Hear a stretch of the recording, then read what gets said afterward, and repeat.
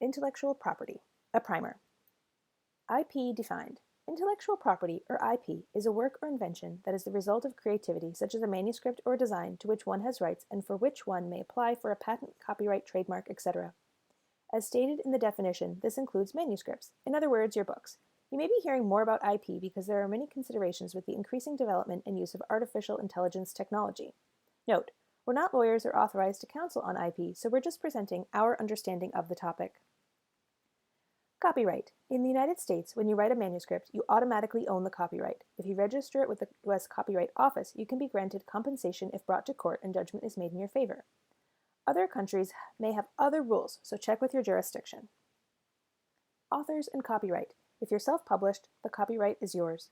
If you're traditionally published, you authorize the publisher the right to publish the work in various formats and territories. However, the copyright remains yours. Consult an agent and/or lawyer for more information on how to retain and maximize your rights. Beyond your book.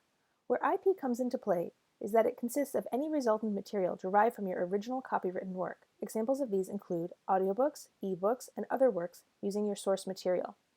The full scope of this is beyond this lesson, but we recommend if you have questions or concerns, speak with a lawyer versed in author needs.